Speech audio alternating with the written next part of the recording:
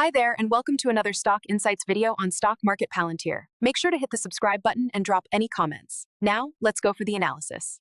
$4.12. That's exactly where Direct Digital Holdings, ticker DRCT, closed on Friday, January 23rd.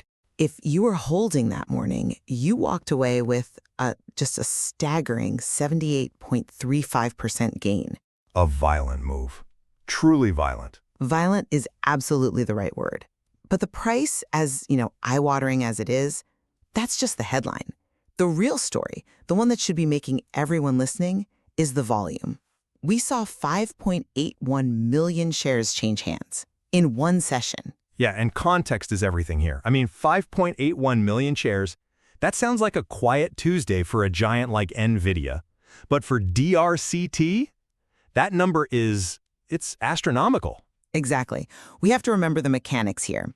After their recent reverse split, the entire float, the actual tradable supply of shares, is only about 1.3 million. Which implies a float turnover rate of, 4.47 times. Let's just pause on that number because it's so rare. The entire available inventory of this company was bought, sold, and then bought again almost 4.5 times in 6.5 hours. That's not investing. That's a centrifuge. It's a frenzy, for sure. But the question we're tackling today is whether this frenzy represents, a birth or a death throw. Is this price action a real signal that the market's finally found a deep value asset? Or is this what we call a gamma squeeze that's just driven by a huge error in market data? I think you know where I stand. I look at this tape and I see a phantom squeeze. I see a rally that's built on a mathematical glitch, on a company that is, for all intents and purposes, insolvent. And I see a company trading at 0.15 times sales, a valuation so disconnected from reality that just a simple return to the average implies, 500% upside? I see real catalyst with Amazon, with the 2026 tourism supercycle that the market is just completely ignoring. Blinded by the balance sheet or reading it correctly, let's get into it. Let's start with the bull case, the turnaround thesis. So we have to put this volatility in context. On January 12th, the company did a massive 1-for-55 reverse split. Now, normally when a company does that just to stay on the NASDAQ, it's a death knell. It's the last gasp. Historically, you're right. It signals weakness. It drives away institutional money. But look at where we're sitting now. The market cap is hovering around $6 million. Yet, even in this distressed state, they're generating annualized revenues around 40, maybe 50 million.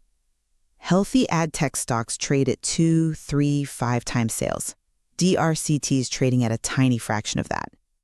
It's trading at a discount for a reason, though. You don't get that discount on a Ferrari. You get it on a car with no engine. But a 0.15 multiple implies bankruptcy is a certainty tomorrow.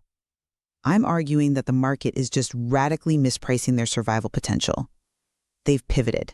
The integration with Amazon Publisher Services, TAM, that's a huge validation of their tech. And looking ahead, we have the buy-side business, Orange 142. Which focuses on tourism, correct? Heavily. It's heavily exposed to destination marketing organizations, or DMOs. With the World Cup and the America 250 celebrations coming up, we're looking at a macro tailwind that could just flood their clients with grant money. I admire the optimism. Truly. You're painting a picture of a coiled spring. But I come at it from a different angle. You're talking about future catalysts. I'm looking at present solvency. This rally, this explosion to $4, it's being driven by retail confusion, by a phantom short squeeze. The fundamentals beneath this are frankly terrifying. Terrifying is a strong word. Is it?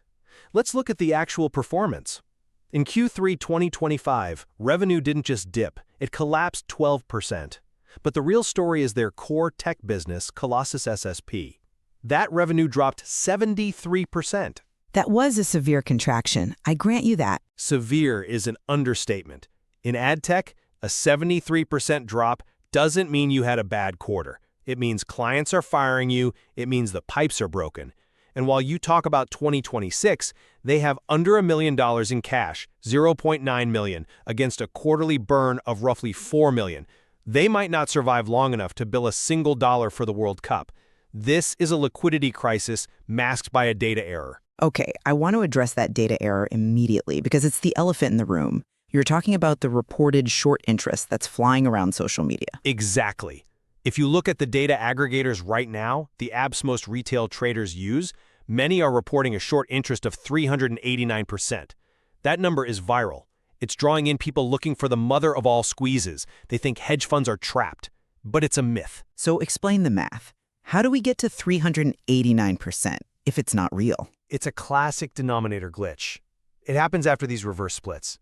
The aggregators updated the float, the denominator, to the new 1.3 million share count, but their data feeds are still pulling the raw short interest number from December, which was pre-split. So they have the old numerator and the new denominator. Precisely. They're taking about 2.17 million pre-split shares and dividing by the 1.3 million post-split float. That gives you that impossible figure. It's a phantom number, it's a ghost. Okay, so if we clean the data, what's the actual short interest? It has to be negligible. Brokerages adjust these positions automatically. If you divide that 2.17 million by 55, the split ratio, you get around 39,000 shares short. That's, 3% of the float. There is no squeeze. It's a trap for retail traders. Okay, fair enough. I concede the data point. The 389% is an artifact. However, I'm not convinced that invalidates the price action. In fact, I'd frame it differently. Whether the spark is false or real, the fire is burning. We have a low float dislocation. Meaning? Meaning that when you have a float of only 1.3 million shares, it almost doesn't matter why people are buying. If a few thousand traders buy in, the supply simply isn't there. But that's artificial demand. It's fragile. It is demand, period. And for a trader, that momentum is actionable. You mentioned the turnover. That tells me the order book is razor thin. Any buying pressure creates this explosive upside. So the volatility is real, even if the short squeeze narrative is flawed. It's a powder keg that usually blows up in the buyer's face. And if you look closer at the execution data, specifically the dark pool numbers, the narrative of smart money entering just falls apart. The off-exchange short volume ratio is 46.73%. Which is high, but not unprecedented for these microcaps. It's incredibly high for a stock moving this much. Let's break down what off-exchange means here. It's wholesaler internalization. In plain English. It means when retail traders on apps like Robinhood press buy, that order isn't going to the NASDAQ, it's being sent to a wholesaler like Citadel, who matches it internally. If this were institutional accumulation, if smart money believed your deep value thesis, we'd see more volume on the lit exchanges as they fought for block fills. We are not seeing that. We are seeing retail churn based on a misunderstanding. I think you're dismissing the potential for genuine interest too quickly. You call the business broken, but let's go back to the Amazon Publisher Services integration. Getting accepted into Amazon's TAM Mall is not a small feat. It's a good headline, I'll give you that. But headlines don't pay the bills. It is more than a headline. It solves the exact technical problem that likely caused that 73% revenue drop you mentioned. That drop in Colossus SSP was probably due to latency issues in client-side headers. Let's unpack that. Client-side versus server-side. Why does that matter to the bottom line? Right.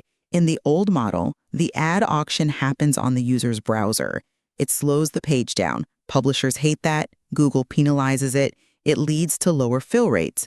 TAM, the Amazon integration, is server-side. It runs on Amazon's cloud. So Amazon handles the heavy lifting. Exactly. It eliminates the latency penalty. It gives Colossus a fast lane to bid on premium inventory. If that fixes the fill rates, that 73% drop could reverse very, very quickly. And if they recapture even half of that, the stock is trading at pennies on the dollar. If is doing a lot of heavy lifting in that sentence. You're betting a technical integration fixes a business that just lost 3/4 of its revenue. That's a huge gamble. But that's the nature of a distressed play. You buy when it looks broken if you see the fix. And combine that with the DMO vertical. We're heading into the 2026 World Cup. Cities are going to be flooding these destination marketing organizations with grant money. That is reliable government-backed spend. The World Cup is in the summer of 2026. We are in January. We need to talk about the bridge to get there. The cash position.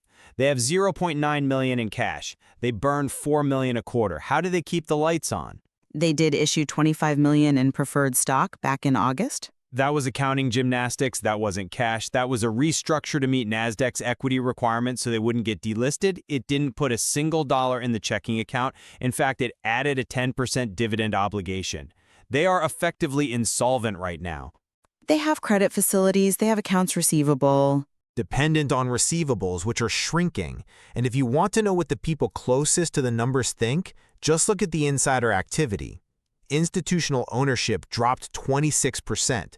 But worse, look at the C-suite.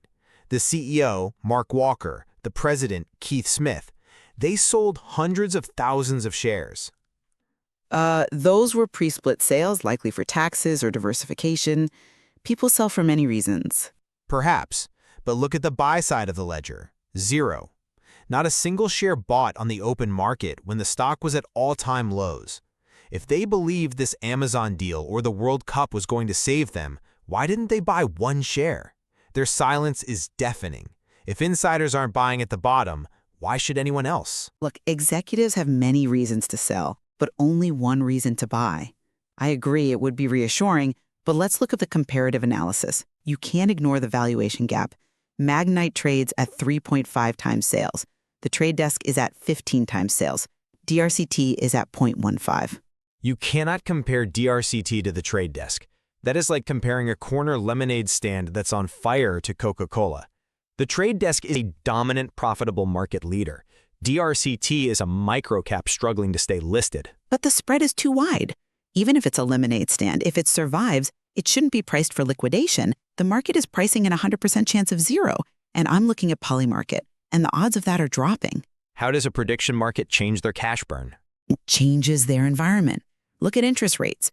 Polymarket traders are pricing in a 50 basis point cut for 2026. Lower rates help these ad tech companies disproportionately. That's theoretical finance. It's practical reality. And prediction markets show only a 27% chance of a recession, a 73% chance of a soft landing. A rising tide lifts all boats? Exactly. A soft landing keeps ad budgets stable. If the macro improves, that $90 million revenue guidance management gave becomes credible. And if they hit that, a $6 million market cap is absurd.